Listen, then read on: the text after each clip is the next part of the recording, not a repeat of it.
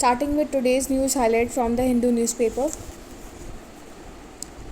ये जो पहला आपको टॉपिक दिख रहा है वो एयर इंडिया की जो फ़्लाइट क्रैश हुई थी उसके ऊपर बेस्ड है. So the flight air India was from London. It had 242 passengers on board and the incident was कि जो फ़्लाइट है वो क्रैश हो गई थी मेडिकल कॉलेज कैंपस में which was near the airport soon after the take off. Location क्या थी? Location was Ahmedabad, Gujarat. Casualties क्या क्या पाई गई हैं कि 5 MBBS स्टूडेंट्स जो हैं वो तो अभी तक कंफर्म किए गए हैं कि उनकी डेथ हो चुकी है. उसके अलावा मैनी अदर स्टूडेंट्स जो हैं, मैनी अदर इंजर्ड जो स्टूडेंट्स हैं वो इंजर्ड हैं. ठीक है. एंड डेथ टोल जो है that is expected to rise. So the wreckage spread over a wide area indicating high impact crash. Blast भी हुआ था. Several nearby structures were damaged because of this. Investigation and response team ने क्या बोला है कि basically जो DGCA है and Air India initiating a high level probe. DGCA क्या है प्लीज़ इसके बारे में थोड़ा सा पता कर लीजिएगा और नोट्स बना लीजिएगा. व्हाट इज़ DGCA और इसका रोल क्या होता है इन्वेस्टिगेशंस में. बेसिकली मैं आपको एक आइडिया दे रही हूँ कि DGCA जो होता है वो एक रेगुलेटरी बॉडी होती है सिविल एविएशन में इंडिया में, और इसका ये जो है मिनिस्ट्री ऑफ सिविल एविएशन के अंडर फंक्शन करती है. सो दिस इज़ इम्पॉर्टेंट और आप इस पर क्या कहते हैं नोट्स बना लीजिएगा और कंसेप्चुअल नोट्स बना लीजिएगा कि रोल्स एंड फंक्शन क्या है, इसका लाइसेंसिंग प्रोसेस क्या है. ठीक है. और रिसेंट डेवलपमेंट्स क्या हुए हैं. ठीक. सो आप इस तरीके से इस पर नोट्स बना लीजिएगा. So DGCA and Air India initiate कर रही हैं हाई लेवल प्रोब. इसमें black box and cockpit voice recorder to be analysed. Basically जब कोई भी प्लेन क्रैश होता है तो सबसे पहले उसमें जो ब्लैक बॉक्स होता है कॉकपिट वॉइस रिकॉर्डर उसे एनालाइज किया जाता है, क्योंकि उसमें जो है ना उसमें चीज़ें आपको पता चल जाती हैं. Preliminary reports suggest a technical malfunction. So basic जो है वो प्रिलिमिनरी जो रिपोर्ट्स हैं, प्री रिपोर्ट्स हैं, उसमें अभी यही बताया जा रहा है कि जो टेक्निकल मैल फंक्शनिंग हुई है उसकी वजह से ये फ़्लाइट क्रैश हुई है. अब इसका रेलेवेंस क्या है? बेसिकली एविएशन जो सेक्टर है उसकी सेफ्टी से रिलेटेड जो रेगुलेशंस होते हैं वो इम्पॉर्टेंट हो सकते हैं.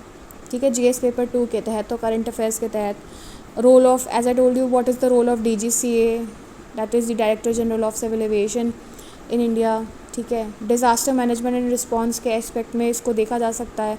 Public safety in urban areas and infrastructural planning, ये इस तरीके से आप नोट्स बना सकते हो. ठीक है. GS पेपर 3 में साइंस एंड टेक्नोलॉजी से रिलेटेड है. ट्रांसपोर्टेशन सेफ्टी में ब्लैक बॉक्स टेक्नोलॉजी क्या है, ये प्रीलिम्स बेस्ड है.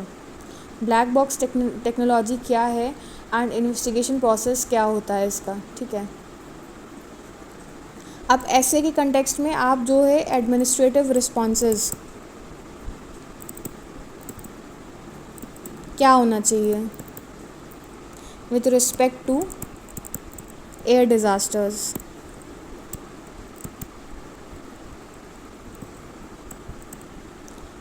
एथिकल कंसर्न्स क्या होने चाहिए. ठीक है. विक्टिम मैनेजमेंट और क्राइसिस कम्युनिकेशन में. ठीक है.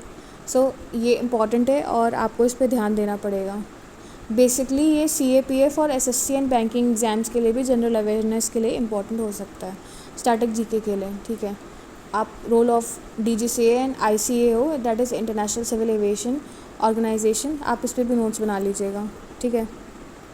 इसके नॉर्म्स क्या है, रोल क्या है, ये इम्पॉर्टेंट है.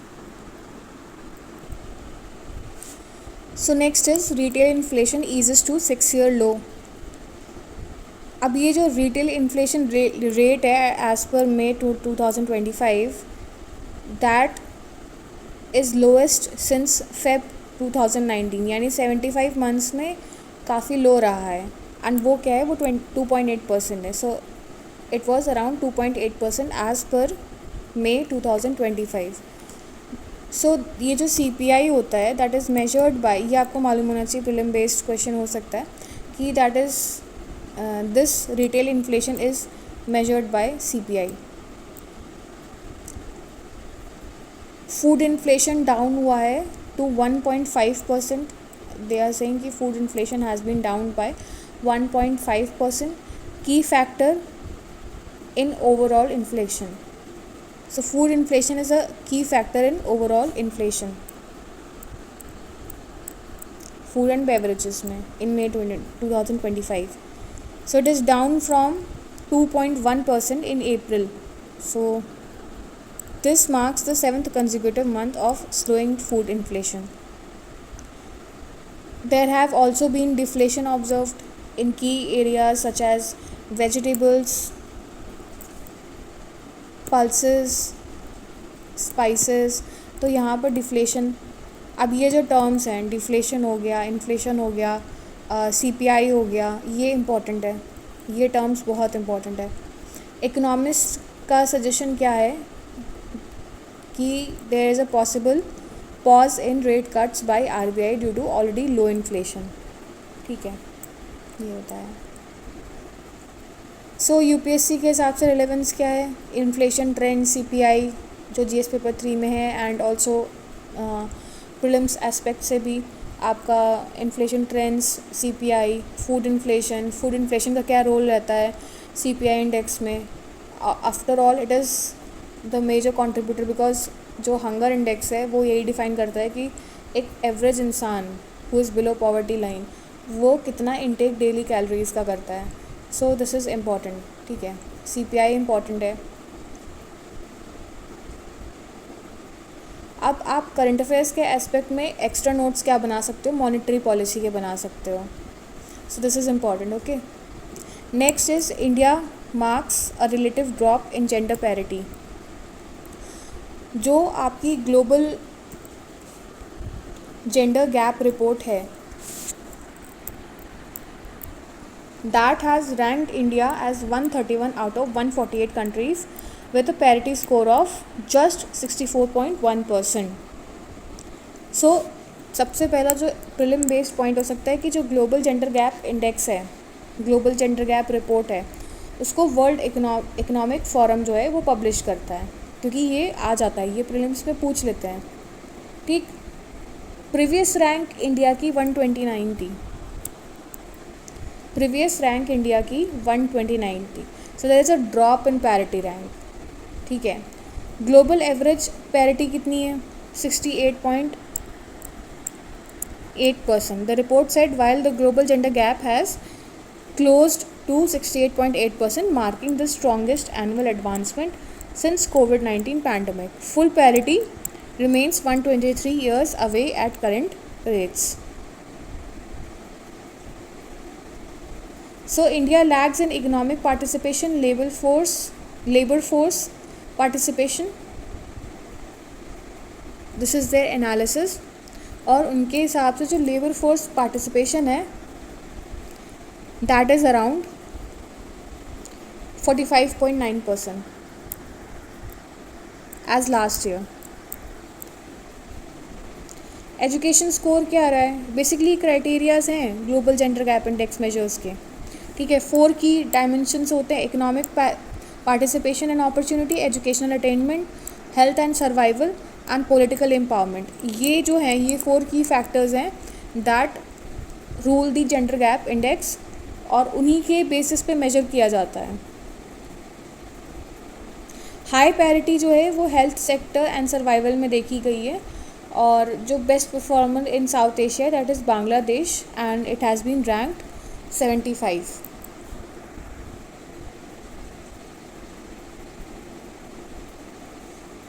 जो टॉप कंट्रीज़ है वो आइसलैंड है, नॉर्वे है, UK है एंड न्यूजीलैंड है. So these are the top countries: Iceland, Norway, UK and New Zealand. ये टॉप कंट्रीज़ हैं.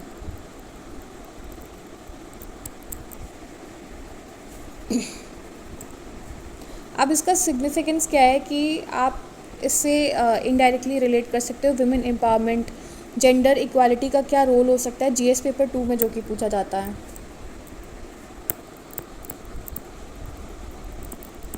जेंडर पैरिटी है क्या? आप इस पर थोड़ा सा नोट्स बना लीजिएगा. सो ऐसे में क्या टॉपिक पूछा जा सकता है, gender parity as a development indicator, this is very important. Prelims में क्या है, reports and indices by international bodies, as I told you कि वर्ल्ड इकोनॉमिक फोरम इसे पब्लिश करता है। सी कॉमनली जो पूछा जाता है ना, वो वर्ल्ड इकोनॉमिक फोरम हो गया, वर्ल्ड बैंक हो गया, इस तरीके की कुछ जो ऑर्गेनाइजेशंस हैं, जो फॉरम्स हैं, वो ही उनकी रिपोर्ट्स जो है वो यूपीएससी सबसे ज़्यादा पूछता है। So moving on to next topic, history in every stone. The 325-year-old Anglo-Arabic school at Ajmeri Gate is one of the oldest schools in North India that upholds the value of education. इसका historical significance क्या है, इसे 1600 में establish किया था, that around 325 years old है ये, ठीक है। This was founded by Mulla Shihab Uddin Siddiqui, who was a courtier of Aurangzeb.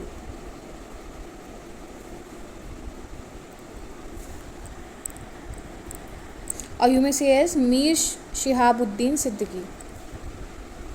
He was a courtier. It is one of the oldest schools in India located at Ajmeri Gate. Architectural features क्या हैं, ये आपका art and culture से related हो सकता है, जिसमें architecture defined है। रेड सैंडस्टोन्स का यूजेज हुआ है इसमें, रेड सैंडस्टोन्स का यूजेज हुआ है वॉल्स में, ठीक है। एंड पर्शियन आर्क्स हैं इसमें, पर्शियन आर्क्स हैं इस तरीके से, जो पर्शियन आर्क्स होते हैं जो उनके आर्किटेक्चर में पाए जाते हैं, पर्शियन आर्क्स है इसमें। झरोकास हैं एंड जाली वर्क्स हैं, ये एक बेसिक आर्किटेक्चरल फीचर हैं। It also contains a mosque at the centre and peaceful pine shaded courtyard. So इनके बीच में एक मॉस्क भी है। Retains original Mughal ceilings and design architects.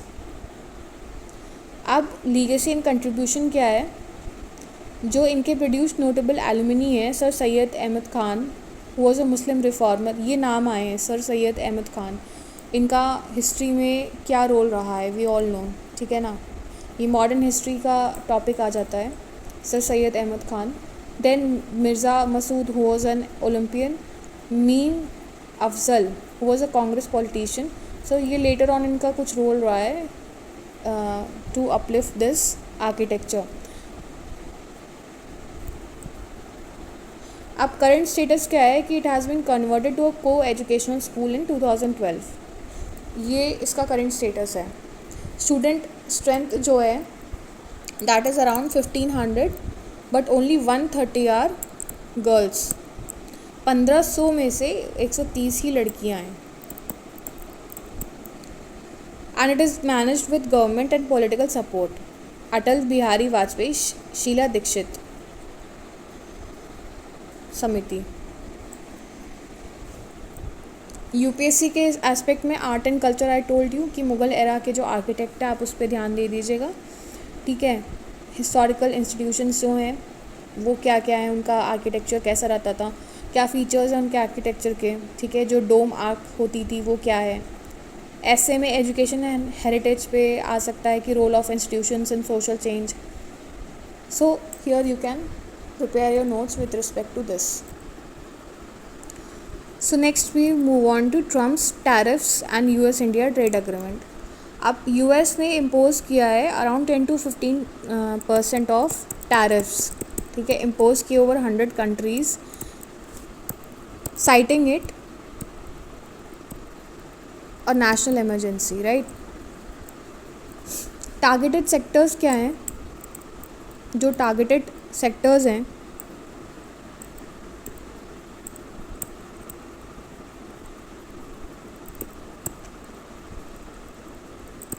That is steel, aluminium, fisheries and agriculture.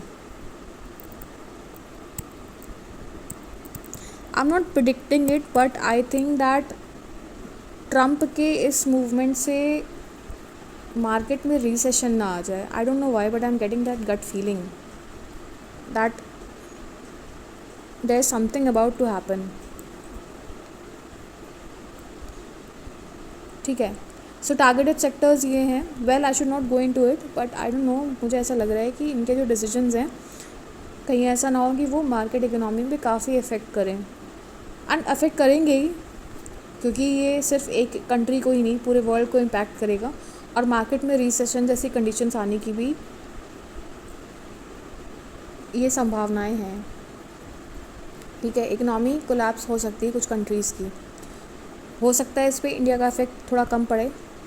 उसके सिर्फ Trump के डिसीजन ही रीजंस नहीं हो सकते हैं, जो ऑनगोइंग वॉर्स हैं कंट्रीज़ में, डिफरेंट कंट्रीज़ के बीच में जो चल रहा है, वो सब भी रीजंस हो सकते हैं। So these tariffs disrupted multilateral trade rules and affected the global supply chains. तो ये इन्होंने क्या कहते हैं, जो टैरिफ जो इम्पोज किए वो मल्टीलैटरल ट्रेड रूल्स को भी डिसरप्ट करते हैं, यानी उसको वायलेट करते हैं। ठीक है, अब इंडिया पे क्या इम्पैक्ट हुआ है? India is also one among the countries who was hit by US tariffs, specially on steel and aluminium. India faced higher trade barriers and tariff hikes on exports. ठीक है, एक्सपोर्ट्स पे सबसे ज़्यादा effect पड़ा है हमारे हायर ट्रेड टैरिफ्स का। So Indian export to US वो भी रिड्यूस हो गए। ठीक है, दे बिकेम लेस कॉम्पिटिटिव। क्यों रिड्यूस हुए? क्योंकि ये लेस कॉम्पिटिटिव हो गए थे due to their duties. US cited $44.4 billion trade deficit with India as a justification, यानी कि उन्होंने बोला कि टैरिफ्स ना लगने की वजह से 44.4 बिलियन का उन्हें नुकसान हो रहा है, ट्रेड डेफिसिट झेलना पड़ रहा है। ट्रेड डेफिसिट क्या होता है, आप इसके ऊपर थोड़ा सा नोट्स बना लीजिएगा, क्या इम्पैक्ट होता है इसका कंट्री के ऊपर। और ये थोड़ा सा स्टेटमेंट वाइज क्वेश्चंस में भी आ सकता है कि अगर यूएस ने ट्रेड टैरिफ्स लगा दिए हैं तो क्या इंडिया के जो एक्सपोर्ट्स है वो लेस कॉम्पिटिटिव हो गए हैं या मोर कॉम्पिटिटिव हो गए हैं। ठीक है, सो ये यहाँ पर दिया हुआ है, इन्होंने बोला कि $44.4 बिलियन का ट्रेड इनको डेफिसिट इंडिया के साथ झेलना पड़ा है। This however does not consider trade services in services which includes digital services, financial services and education. So ये इन सेक्टर्स में नहीं, ओनली जो मैंने स्पेसिफाई किए सेक्टर्स उनमें ही है। And arms trade, after considering which the global research initiative has estimated that US actually runs a $35 billion to $50 billion overall surplus with India. So judicial banking क्या है कि यूएस कोर्ट ने मई 2019 ruling में upheld किया है कि president's power to impose tariffs using national emergency clause, इसको upheld किया है।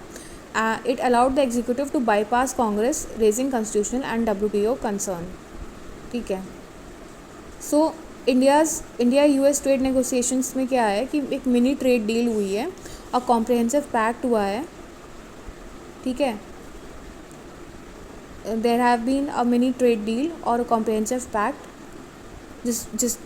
और वो उन सेक्टर्स पे ही है जहाँ पर मेजर रोड ब्लॉक्स देखे गए हैं।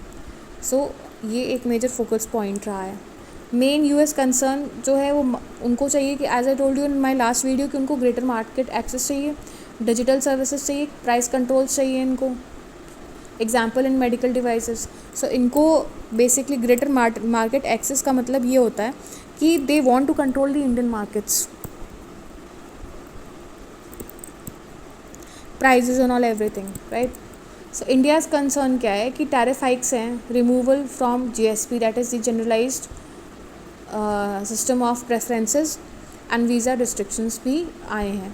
अब इसका जो की टेक वेज है फॉर एग्जामिनेशंस वो UPSC GS पेपर 2 जो है उससे है कि IR इंटरनेशनल रिलेशंस में कि US India bilateral tensions and trade diplomacy, ये मैं आपको टॉपिक्स बता रही हूँ, आप इस पर नोट्स बना लीजिएगा कि US India bilateral tensions and trade diplomacy क्या होनी चाहिए, क्या वे फॉरवर्ड होना चाहिए, अब क्या रूट अपनाना चाहिए इंडिया को so that it can boost its trade surplus, impact of protectionism on international relations क्या होंगे, role of WTO and multilateralism in resolving trade disputes.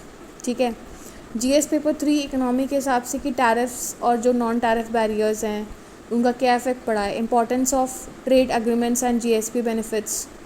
ठीक है, India's strategy in India's strategy in trade retaliation and dispute resolution. So ये कुछ important जो हैं आपके points हैं जिन पे आपको वर्क करना पड़ेगा और कुछ कंसेप्चुअल नोट्स बनाने पड़ेंगे. मतलब आप एक तरीके से इसको आंसर राइटिंग भी ले सकते हो.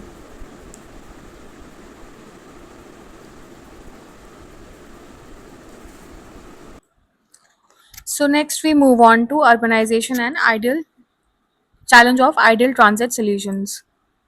So among various aspects of Viksit Bharat by 2047, urbanized India is sure to be the principal one, as it is expected that urban India will be the engine of growth in this transformation.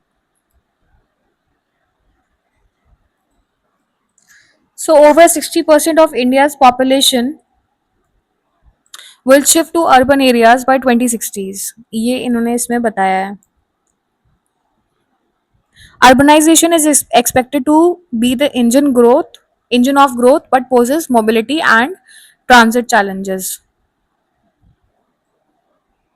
So, what is the transit system of challenges? Rising challenges में ये है. Current issue क्या है कि low share of public transport. That is only 37% of urban India's use public transport. सिर्फ 37% use करते हैं public transport को. Over 50% in Brazil and China rely on public modes. So यानी ब्राज़ील एंड चाइना की अगर हम बात करें तो 50% जो है वो पब्लिक मोड्स पे ट्रैवल करते हैं. India cities lack effectiveness mass transit systems. Existing metro systems are expensive and not enough to meet the growing demand.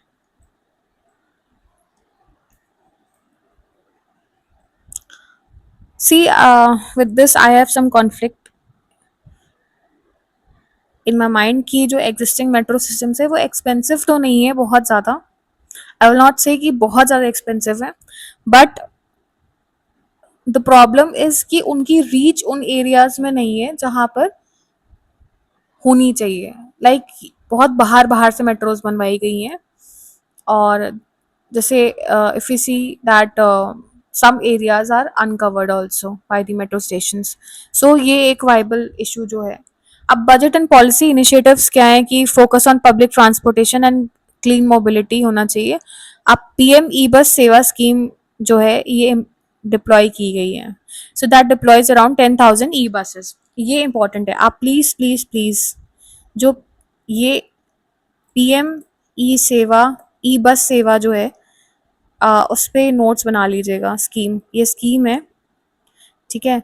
और इस पे आप मेंस ओरिएंटेड नोट्स बना लीजिएगा कि इसका क्या इम्पैक्ट पड़ा है, क्या फ्यूचर इम्पैक्ट पड़ सकता है, इन्वायरमेंटल बेसिस पे भी क्या इफेक्ट हो सकता है, ठीक है. So also fame and PM electric vehicle promotion schemes भी हैं. फेम ये एक स्कीम है, इस पे भी नोट्स बना लीजिएगा. And PM electric vehicle schemes promotion schemes भी हैं, ठीक है. So only 13,000 buses are currently operational, far below needed. अब की रिकमेंडेशंस क्या हैं? That India should adopt cost-effective road-based systems, e-buses, CNG, and hydrogen-based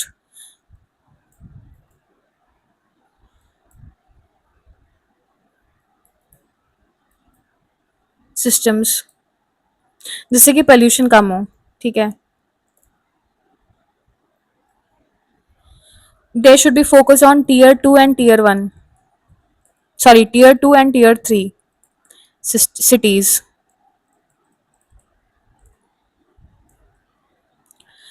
And also, there must be scalable options. अब metro and rail expansion किस तरीके से work कर सकता है? That metro expansion must be cost efficient. I don't agree with this because it is rather cost. हाँ, rail में हो सकता है कुछ प्रॉब्लम हो, बट आप अगर देखोगे तो अब लोग ज़्यादातर इकोनॉमिकली फर्स्ट क्लास एसी भी काफ़ी सब नॉट फर्स्ट क्लास थर्ड जो 3 टियर एसी है वो भी अफोर्ड कर ले रहा है. I do not agree with this कि कॉस्ट एफिशिएंट होना चाहिए, बट ठीक है, आर्टिकल में दिया है तो मेरा काम है पढ़ाना. New networks should be sustainable and revenue positive to avoid financial burden. ये कुछ आपके जो है रिकमेंडेशंस दिए हुए हैं। Policy shift is also required. Planners must shift from only metro centric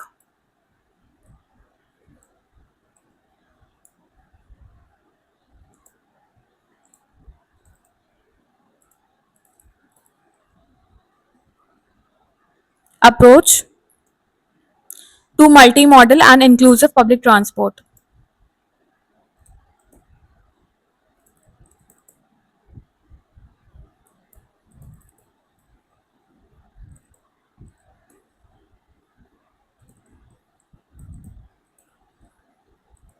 ये multi modal and public and inclusive public transport models and systems क्या है, आप इन पे नोट्स बना लीजिएगा। इनका इफेक्टिवली यूज कैसे हो सकता है, बिकॉज ये आप ये कीवर्ड्स आपको हेल्प करेंगे मेंस के आंसर्स फ्रेम करने के लिए। Okay, so next is that that encourages that policy shift में जो होना चाहिए, that should also encourage non motorise transport. NMT इसे शॉर्ट फॉर्म में कहते हैं, नॉन मोटराइज्ड ट्रांसपोर्ट।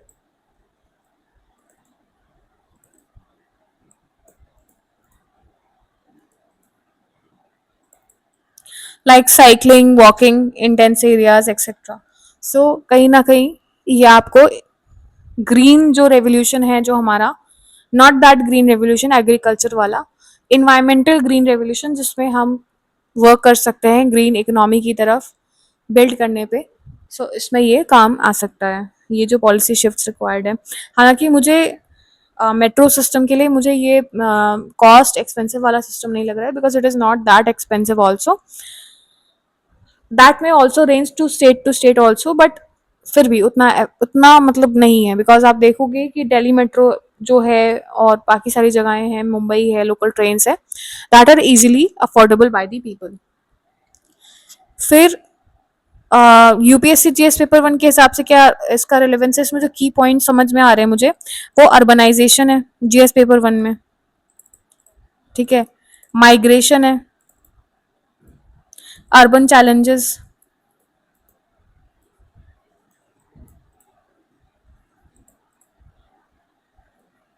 उसके बाद जीएस पेपर थ्री में infrastructure, economic development and environment friendly transport, as I said.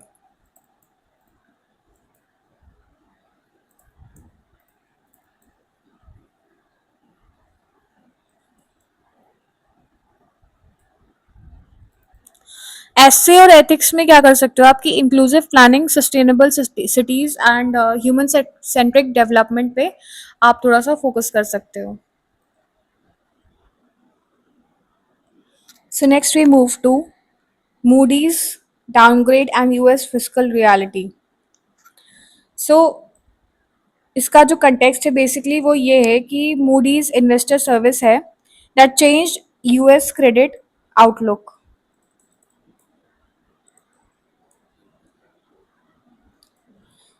अब कंसर्न क्या है कि rising physical deficits and lack of long term solutions are the major concerns. Okay, so key reasons क्या है downgrade के? Key reason है that high federal debt burden है, ठीक है, हाई डेप, हाई फेडरल डेप्ट बर्डन, स्ट्रक्चरल इश्यूज है in US governance and policy making grid locks,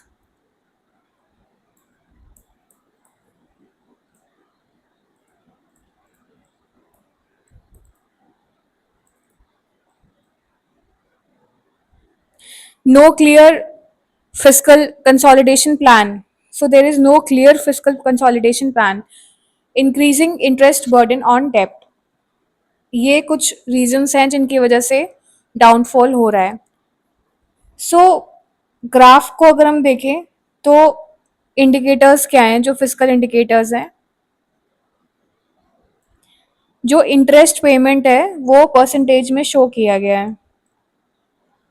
So the chart shows India's general government gross debt climbing to 80.4% of GDP and household debt rising to 39.16%.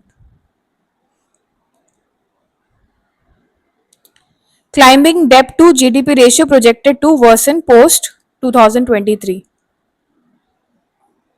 So यानी 2023 के बाद हम देखें house hold डेप्ट loans जो है डेप्ट securities जो है वो वर्सन हो गई, वो इंक्रीज हो गई हैं 2.25 जो कि 1995 के बाद में थी, यानी 1995 टू 2000 के बीच में थी, वो अब 2020 से लेकर 2025 से 25 के बीच में ये और वर्सन हो चुकी है, इंक्रीज हो चुकी है जो हाउस होल्ड डेप्ट लोन्स हैं एंड डेप्ट सिक्योरिटीज जो होती हैं।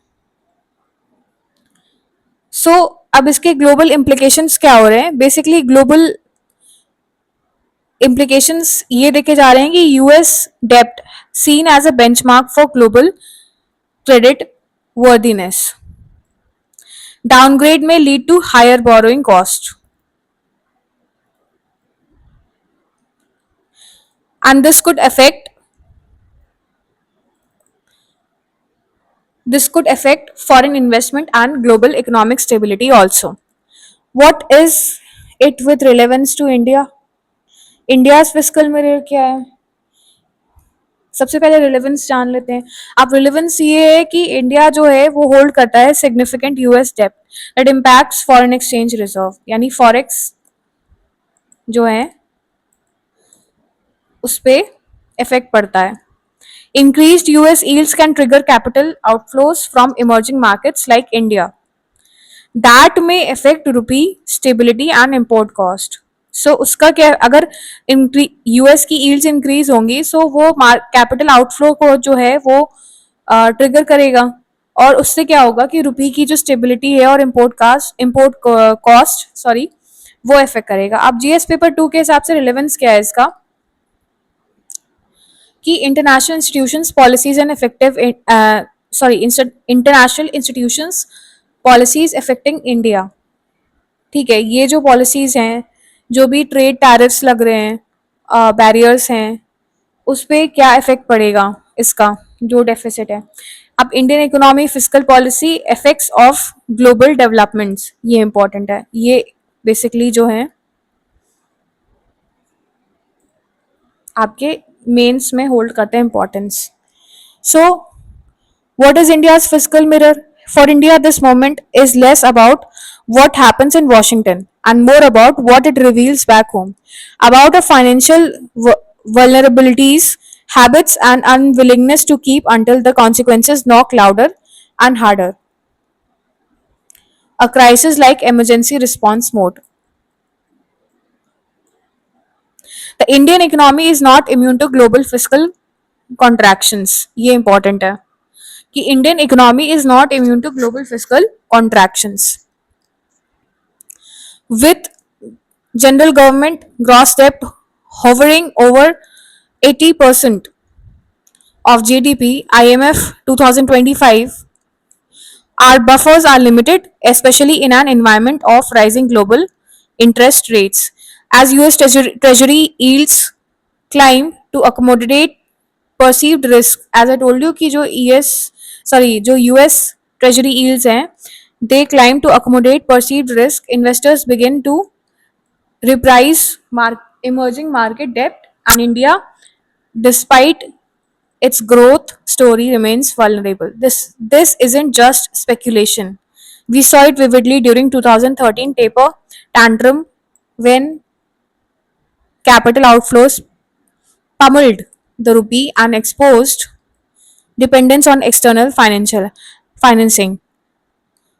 A similar shift today would pressure the Reserve Bank of India, complicate deficit management, and test India's stability to shield growth without stoking inflation.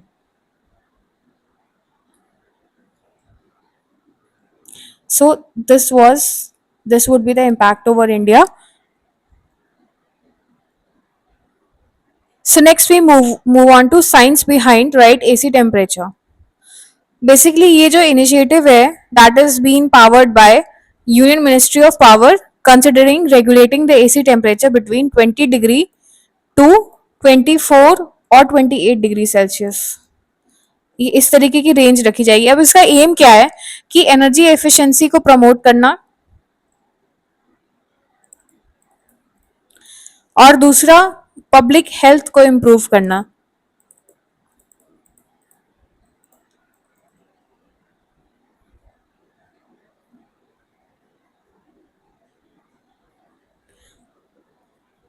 अब हम इस कंटेक्स्ट में बात करते हैं कि energy savings and efficiency, sorry, power savings and energy efficiency क्या effect डालते हैं कि every 1 degree Celsius in AC temperature setting can save up to 6% of electricity. So this model will initiate this. So estimated that if India sets default AC temperature to 24 degree Celsius, it can save up to 20 billion units of electricity annually. This helps reduce the peak load and dependence on fossil fuels.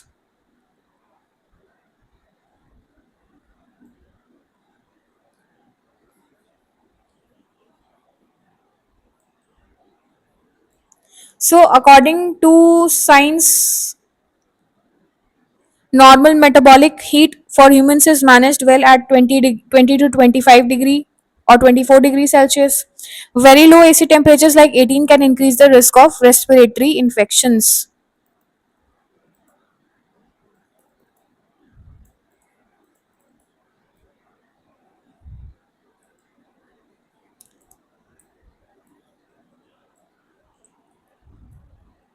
ये just है, ये बता रहा है कि अगर हम 18 degree से नीचे रखते हैं तो वो रेस्पिरेटरी इन्फेक्शंस को इनहांस कर सकता है। Over cooling can also lower the immunity and dehydrate the skin and eyes.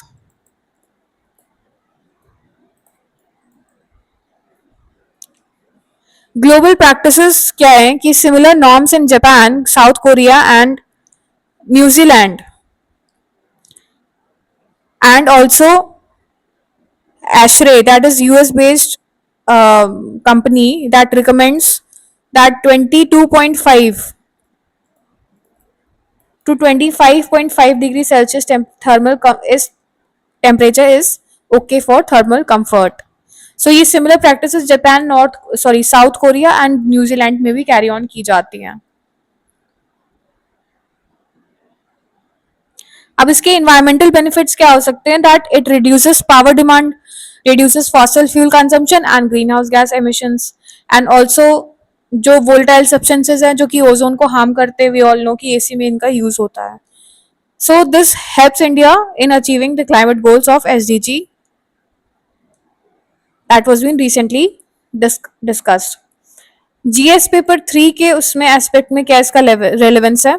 That environment में energy efficiency, carbon footprint, climate change, ये इंपॉर्टेंट टॉपिक्स हो सकते हैं। साइंस एंड टेक्नोलॉजी के हिसाब से जो एसी की जो वर्किंग कंडीशंस हैं वो क्या है, उसका जो वर्क प्रोसेस है वो क्या है, वो मैंने अपने पास्ट उसमें वर्क किया है कि जो सोलर एसीज बनाए जा रहे हैं वो किस तरीके से काम करते हैं।